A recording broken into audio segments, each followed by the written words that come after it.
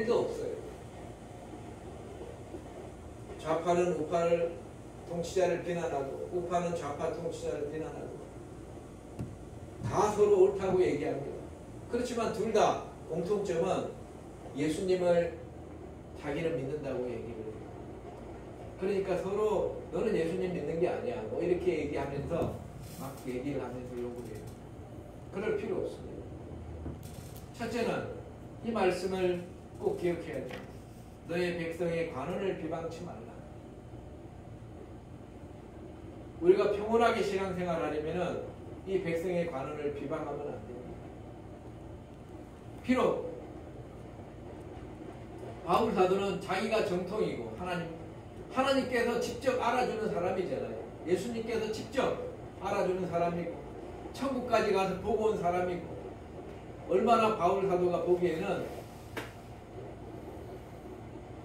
회칠한 담 같은 그런 회칠한 담은 이제 페인트 칠해서 장식만 아름답게 한 대제사장의 그 겉모습을 보고 사람들은 거기에 종교적으로 붙어 있지만은 진실로 하나님께서는 바울과 함께 하시는 하나님이라는 것을 알 수 있죠. 땅에서는 바울이 재판을 받아서 매를 맞지만 나중에 하늘에서는 바울이 재판장의 자리에 앉아서 그를 재판할 것입니다. 그렇지만 이 땅에 있는 동안에는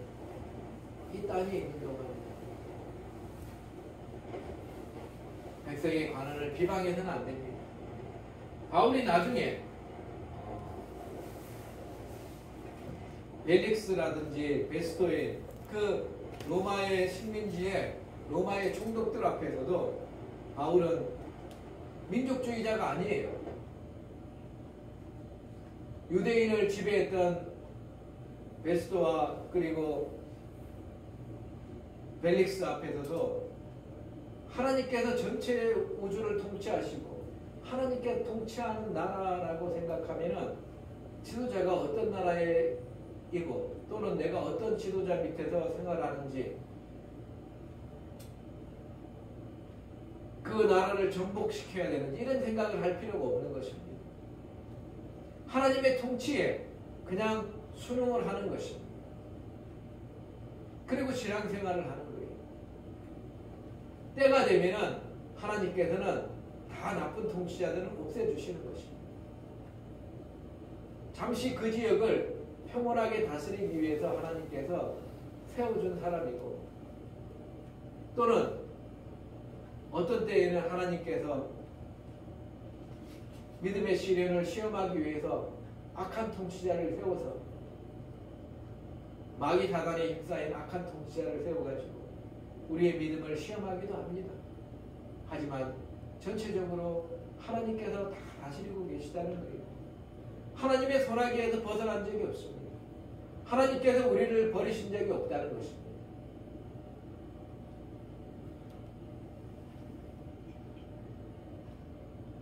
바울이 그 한 부분은 사두개인이요 한 부분은 바리새인인 줄을 알고 공회에서 외쳐서 사두개인은 부활이 없다고 하는 자들이고 바리새인은 부활의 소망을 가지고 있는 사람들입니다. 공회에서 외쳐 가로되 여러분 형제들아 나는 바리새인이요 또 바리새인의 아들이라 죽은 자의 소망 곧 부활을 인하여 내가 신문을 받느라 부활 때문에 내가 신문을 받는다고 이야기를 했어요. 그 말을 하니까 바리새인하고 사두개인 사이에서 다툼이 생겨서 무리가 나누었다고 했어요. 바리새인 중에는 예수님 편이 있었다는 거예요. 하나님께서 그 재판에 모인 사람들을 이렇게 주관하시는 것입니다. 모든 재판도 하나님께서 주관하시는 거예요. 사실 결론은 하나님께서 주관하시는 것입니다. 그래서 바리새인들과 사두개인 사이에서 다툼이 생겼습니다. 왜냐하면 사두개인은 부활도 없고 천사도 없고 영혼도 없다 하는 자들이고 바리새인은 다 있다고 하는 자들이에요. 그러니까 바울도 바리새인이고 그리고 바리새인은 부활도 있고 천사도 있고 영혼도 있다고 하는 사람이니까 사두개인들하고 이제 다툼이 있었습니다. 사두개인들은 그 당시 대제사장이라든지 그런 종교적인 요직에 앉아있는 사람들이 그런 사람들하고 하나님 말씀을 지키면서 살아가 보려고 하는 바리새인들하고 이제 부딪힌 것입니다. 크게 변화가 일어날 때 바리새인 편에서 몇몇 서기관이 일어나 다투어 가로되 우리가 이 사람을 보매 악한 것이 없도다. 바리새인 중에서도 높은 서기관이 있었습니다. 그래서 바리새인 중에서 딱 이야기하기를 이 사람을 보니까 악한 것이 없다. 이제 판결을 해주는 거죠. 악한 것이 없다. 혹 영이나 혹 천사가 저더러 말했으면 어찌 하겠느냐 하면서 큰 분쟁이 생겼습니다. 그래서 천부장이 바울이 저기에게 그 사람들에게 찢겨질까 하여 군사를 명하여서 내려가서 무리 가운데 붙들어 빼앗아 가지고 군대로 다시 데리고 들어가라고 명령해서 데리고 들어갔습니다. 그날 밤에 주께서 바울 곁에 서서 말씀하시기를 담대하라. 너가 예루살렘에서 나의 일을 증거한 것 같이 로마에서도 증거하여야 하리라. 바울이 저번 예루살렘 성전에서 로마 군대 올라가는 계단에서 그 자신의 과거의 모습을 보면서 예수 그리스도께서 부활하셔가지고 자기를 이렇게 변화시켰다는 걸 설교해 줬잖아요. 거기에 감동받은 사람들이 있어서 오늘 이 사도행전 23장에서 나오는 바리새인들이 바울의 편을 드는 사람들이 있었다는 것을 알 수 있습니다. 그들을 감동시키신 분은 예수님이에요. 그래서 예수님께서 말씀하시는 것입니다. 그날 밤에 주께서 바울 곁에 서서 이르시되 담대하라. 너가 예루살렘에서 나의 일을 증거한 것 같이 로마에서도 증거하여야 하리라. 예수님께서 그 밤중에 바울 곁에 나타나셨다는 거예요. 나타나셔서 서서 말씀하셨어요. 바울을 만나주셨다는 것입니다. 그리고 뭐라고 하셨습니까? 담대하게 나의 일을 증거하여라. 바울은 예수님의 종이요. 그리고 이방인의 복음을 전하는 사도입니다. 그래서 예수님께서 바울을 챙겨주시는 거예요. 두려워하지 말고 담대하라. 너가 예루살렘에서 나의 일을 증거한 것 같이 로마에서도 증거하여야 하리라. 이렇게 말씀해 주셨는데 그 밤에 마귀의 역사는 또 그 밤에 일어나는 것입니다. 마귀는 예수님의 복음을 증거하는 것을 싫어하지요. 그래서 유대인들을 또 부추겨 가지고 바울을 죽이자고 여론을 모으기 시작합니다. 그래서 여러 사람들을 모아가지고 바울을 죽이기 전에는 자지도 않고 먹지도 않겠다. 먹지도 않고 마시지도 않겠다. 그런 사람들이 있었어요. 이런 사람들이 맹세한 사람들이 40명이나 모여졌습니다. 그래서 그들이 모아가지고 대제사장하고 장로들에게 가서 얘기하기를 우리가 바울을 죽이기 전에는 아무것도 먹지 않기로 굳게 맹세했으니 이야기하기를 천부장에게 청하여서 바울을 한 번만 더 데리고 오라. 그러면 데리고 오는 길에서 매복하고 있다가 바울을 죽여버리겠다고 얘기했어요. 그렇게 매복을 하고 있으니까 바울의 생질은 바울의 조카입니다. 누이의 아들이 바울의 조카가 그들이 매복하고 있다는 것을 들었어요. 바울을 죽이려고. 자기 외삼촌을 죽이려고 하는 그 소식을 듣고 바울을 찾아갑니다. 조카가. 찾아가가지고 바울을 만나가지고 이야기를 해줘요. 이러이러해서 내일 이렇게 데려가면은 가다가 길에서 나타나서 외삼촌을 죽이려고 하니까 조심하십시오. 이렇게 얘기를 해줬을 거예요. 그러니까 바울이 백부장을 청하해서 이야기하기를 이 청년을 천부장에게로 인도해 주시오. 그가 무슨 할 말이 있을 것입니다. 그래서 천부장에게 데리고 갔습니다. 데리고 가니까 그 바울의 조카가 이러이러해서 이러이러하다고 사정을 다 얘기해 줬어요. 유대인들이 공고하기를 당신이 바울에게 대하여 더 자세한 것을 묻기 위함이라고 내일 바울을 데리고 궁예로 내려가기를 당신께 청하자 하였으니 당신의 저희 청함을 쫓지 마옵소서. 그 청함을 허락하지 마소서. 왜냐하면 저희 중에서 바울을 죽이기 전에는 먹지도 않고 마시지도 않기로 맹세한 40명이 그를 죽이려고 숨어서 다 준비하고 지금 내일 당신의 허락을 기다리고만 있습니다. 그러니까 천부장이 생각을 해보니까 그들이 청할 때 안 들어줄 수는 없고, 그러니까 또 바울이 로마 사람인데 로마 사람이 이렇게 길에서 또 암살당해 죽었다는 얘기가 들리면 자기가 불편하니까 그 밤중에 천부장은 자기 밑에 부하가 1000명이라는 사람입니다. 1000명을 다스리는 사람이 천부장이에요. 그래서 천부장이 백부장들을 불렀어요.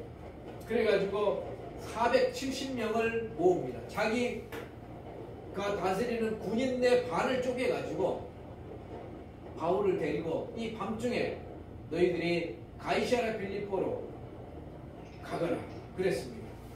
그래서 바울을 태워가지고 가이사랴에 있는 총독 벨릭스에게 보내었어요. 그리고 편지를 하나 썼습니다.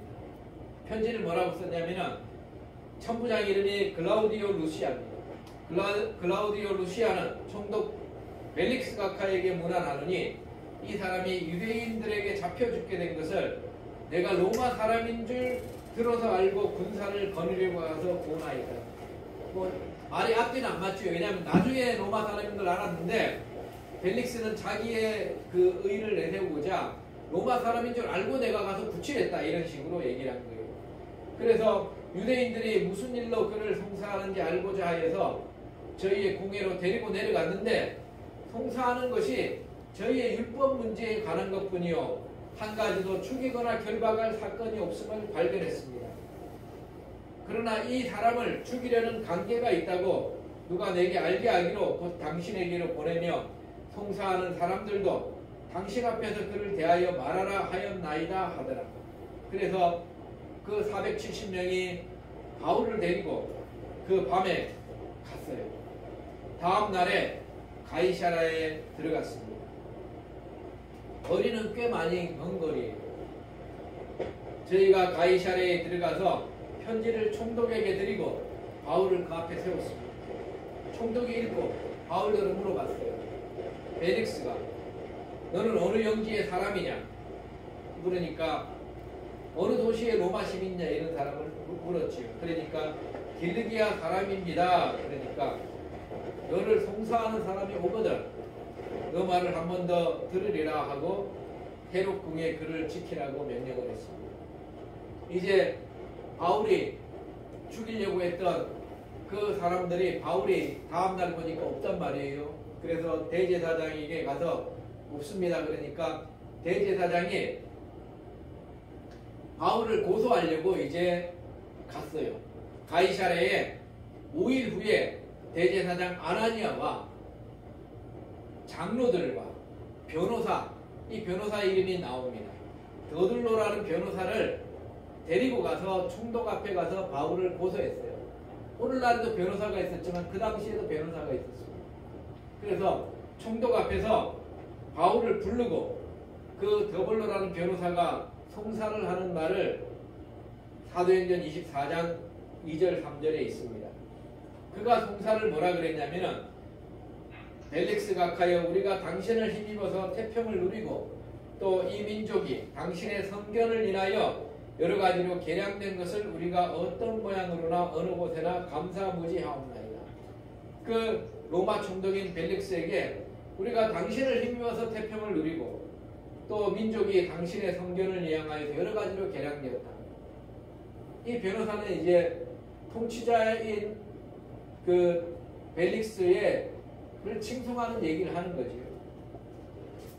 그리고 당신을 더 괴롭게 아니하려 하여 우리가 대강 여짜옵나니 관용하여 들으시기를 바랍니다. 송사를 길게 얘기하지 않고 짧게 이야기를 하겠습니다. 그랬어요.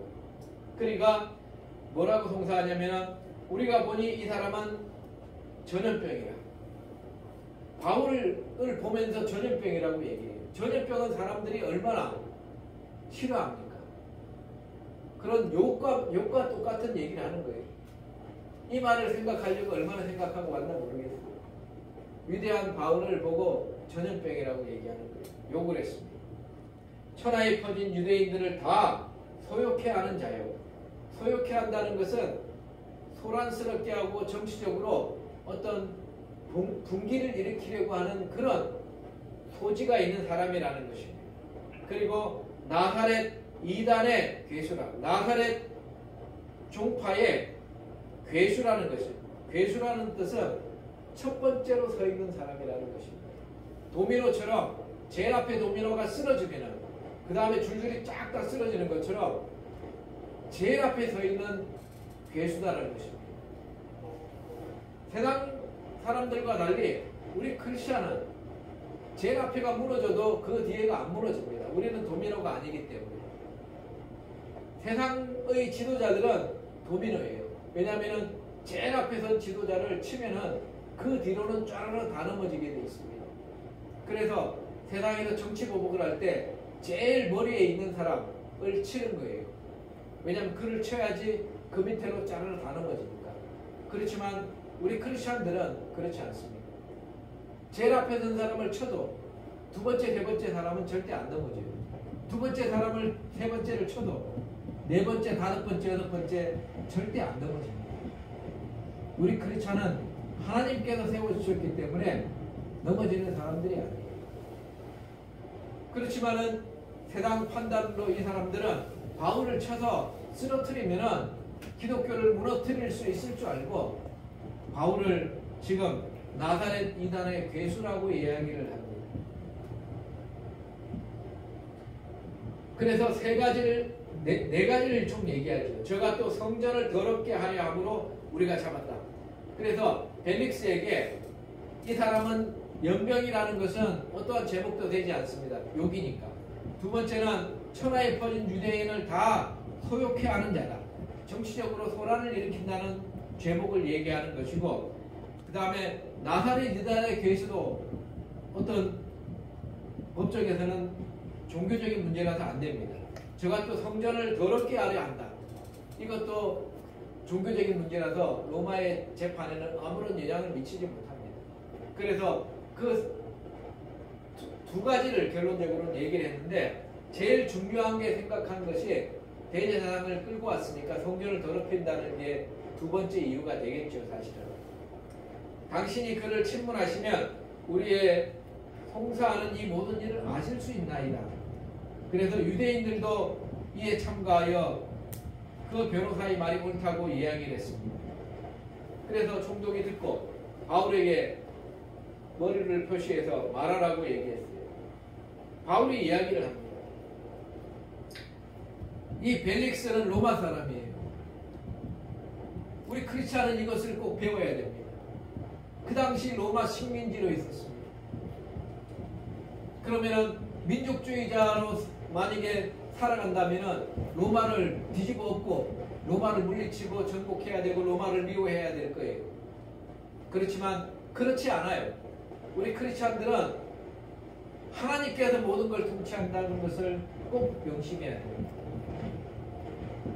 바울이 대답하여 말하되 당신이 여러 해 전에 이 민족의 재판장 된 것을 내가 알고 내 사건에 대하여서 기쁘게 변호하나이다.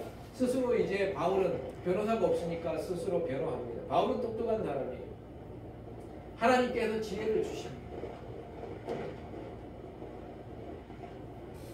당신이 여러 해 전부터 이 민족의 재판장이 된 것을 내가 알고 나 자신에 대하여서 변호하는 것을 기쁘게 생각합니다. 이 벨릭스를 비난하지는 않습니다. 그렇다고 아부하지도 않습니다. 아까 더들로라는 변호사는 벨릭스에게 엄청 아부를 했지만은 바울은 통치자를 비난하지도 않고 아부하지도 않아요. 우리 크리스찬은 이렇게 살아야 됩니다. 통치자를 비난할 필요도 없고 아부할 필요도 없고 하나님께서 그 중심에서 있기 때문에 있습니다. 당신이 아실 수 있는 바와 같이 내가 예루살렘에 예배하러 올라간 지 12일밖에 안 되었습니다. 12일 동안 무슨 일을 했겠습니까? 그리고 그들은 내가 성전에서 어떤 다른 사람과 이야기하는 것도 못 봤고 회당이나 성중에서 무리를 소동케 하려고 모아가지고 뭐 소동하는 것도 본 적이 없어요. 나는 예루살렘에서 무리를 모아서 이렇게 소동시키거나 어떤 정치적인 집회를 한 적이 없다 이 얘기입니다. 벨릭스의 주 관심사를 얘기한 거예요. 정치적으로 뭐 소요를 일으키거나 그런 일을 한 적이 없습니다. 라고 얘기합니다. 그들도 보지 못했습니다. 그런 것을. 증거로 내려올 게 없을 겁니다. 이 얘기. 이제 나를 송사하는 모든 일에 대해서 저희가 능히 당신 앞에 내세울 것이, 증명할 것이 아무것도 없습니다.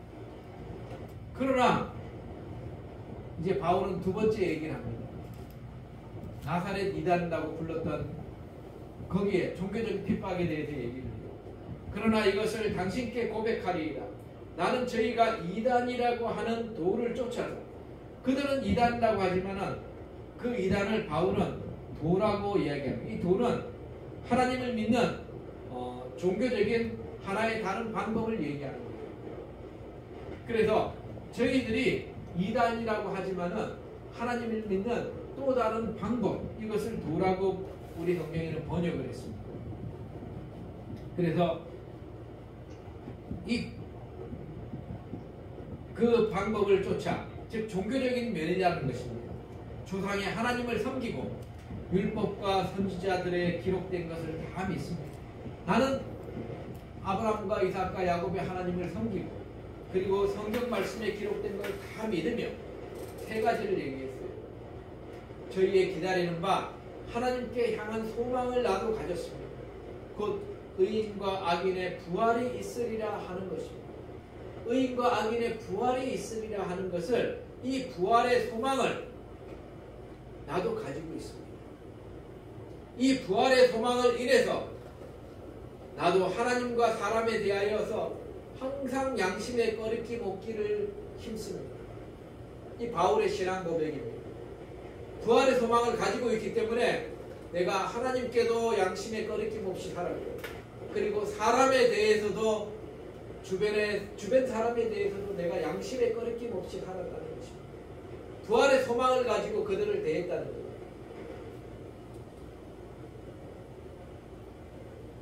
그렇게 힘써 살아서 내가 동포들이, 예루살렘에 있는 크리스찬들이 가뭄으로 인해서 가난해졌다는 소식을 듣고 그들을 도와주려고 여러 해 만에 내가 내 민족을 구제할 수 있는 구제위험금과 그리고 재물을 가지고 와서 이제 성전에서 내가 제물을 드리는 중에 내가 성전 안에서 결례를 행하였고 모임도 없었고 소동도 없었어. 성전에 있는 것을 저희들이 단지 보기만 했을 뿐입니다. 그런데 아시아로부터 온 유대인들이 나를 반대하면서 그들이 만약에 반대할 사건이 있다면 마땅히 송사를 통해서 했어야 되는데 그렇지 아니하고 나를 죽이려고 했다는 것입니다. 그 다음부터는 다 아는 내용이죠. 내 만에 잘못된 것이 있다면 내가 공회에서 섰을 때 무슨 옳지 않은 것을 보았는가 이 사람들에게 말하라 하소서. 오직 내가 저희 가운데 서서 외치기를 내가 죽은 자의 부활에 대해서 오늘날 너희 앞에 신문을 받는다고 한 이 소리가 있을 따름입니다. 공회 앞에서 아까 얘기했듯이 예수님의 부활에 대해서 내가 부활을 믿기 때문에 이 자리에 신문을 받는다고, 바리새인으로서 신문을 받는다고 그 한 얘기가 있을 따름입니다. 이렇게 얘기하니까 벨릭스는 이 도에 대한 것을 더 자세히 알고 있다는 것입니다. 이 로마의 총독은 이 예수님에 대한 복음이 얼마나 많이 전해졌는지 그 당시에 수많은 크리스찬들이 있었기 때문에 이 그리스도 교회에 대해서 더 자세히 자기가 들어서 알고 있다는 거예요. 그래서 재판을 연기해서 천부장 루시아가 내려오거든 그때 내가 판단하겠다 이렇게 하고 그들 송사하러 온 사람을 보내버립니다. 그리고 백부장을 명하여서 바울을 지켜라. 그런데 바울을 묵지도 말고 자유를 주면서 친구 중 아무나 수종하는 것을 금하지 말라. 친구들이 찾아와서 바울에 먹을 걸 주고 이런 것도 다 허락해 주라는 것입니다. 2년 동안 이렇게 갇혀 있었어요. 바울은 그러면서 또 편지를 많이 썼습니다.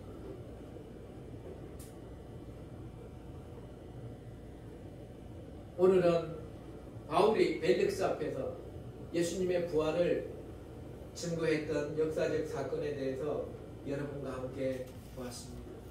바울이 예수님의 부활을 재판 때마다 예수님께서 부활하셨다고 증거했고 예수님께서는 뭐라고 했습니까?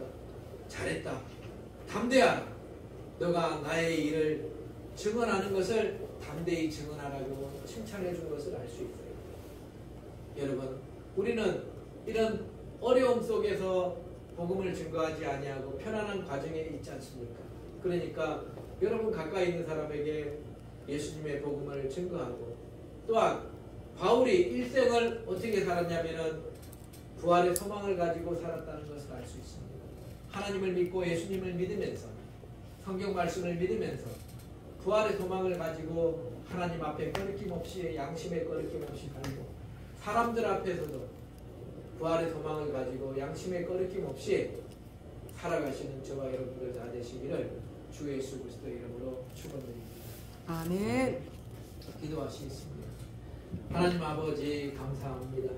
오늘도 하나님의 귀한 말씀을 주셔서 감사합니다. 아멘. 이 말씀이 우리 마음밭에 떨어져서 하나님께 영광 돌리며 살아가는 우리에게 없이고 양심에 꺼리낌 없이 하나님 앞에서 사람 앞에서 또한 살아갈 수 있도록 이끄시고 인도하여 주시옵소서. 아멘. 감사드리며 영광 받으실 예수 그리스도 이름으로 기도드리옵나이다. 아멘. 다 같이 일어나셔서